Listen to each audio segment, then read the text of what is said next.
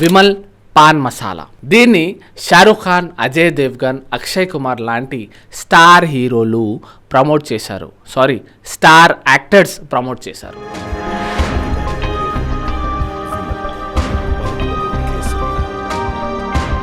ఇంత దరిద్రమైన ప్రమోషన్స్ అవసరమా? చాలామంది వీళ్ళని ఆదర్శంగా తీసుకుంటారు. అలా అని వీళ్ళు చెప్తే ప్రజలు చెడిపోతారని కాదు, కానీ వీళ్ళ యాడ్ ప్రభావం అయితే ఖచ్చితంగా ఉంటుంది. కాబట్టి కోట్లు ఇచ్చి మరీ ప్రమోషన్ చేస్తారు. అలవాటు లేని వాడు కూడా ఒక్కసారి తినాలి అనిపిస్తుంది.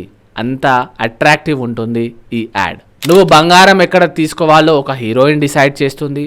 నువ్వు ఎలాంటి డ్రింక్ తాగాలి అని ఒక హీరో లేదా హీరోయిన్ డిసైడ్ చేస్తుంది. నువ్వు ఏ షాప్లో వెళ్ళి షాపింగ్ చేయాలి అనేది కూడా ఒక సెలబ్రిటీ చెప్తాడు. ఈ లెవెల్లో ప్రమోషన్ మనకి అలవాటైంది.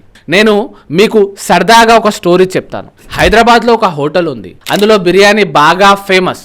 అందరూ ఎగబడి తింటున్నారు అని ఒక రీల్ వస్తే పొద్దున లేచిన తర్వాత ఆ రీల్ చూసి చాలా మంది హోటల్కి వెళ్ళిపోతున్నారు. ఒక వ్యక్తి తిందామని వెళ్ళాడు, కానీ ఆ బిర్యానీ అస్సలు బాలేదు, చెండాలంగా ఉంది. కానీ అది చెప్పడానికి అతనికి ధైర్యం సరిపోదు, ఎందుకంటే బాగా ఫేమస్ అయింది కాబట్టి అతను చెప్పలేకపోయాడు. ఒకవేళ చెప్పినా మనం వినే పరిస్థితిలో లేము.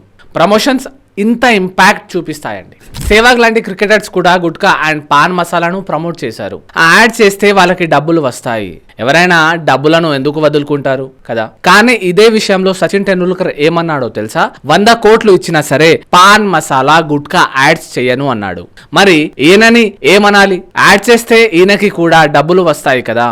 కార్బోనేటెడ్ కూల్ డ్రింక్స్ తాగితే ప్రాబ్లం వస్తుంది, అలాగే ఉబ్బకాయం వస్తుంది అని సర్వేలో చెప్పారు. పాన్ మసాలా తింటే నోటి క్యాన్సర్ వస్తుంది అని సర్వే చెప్తుంది.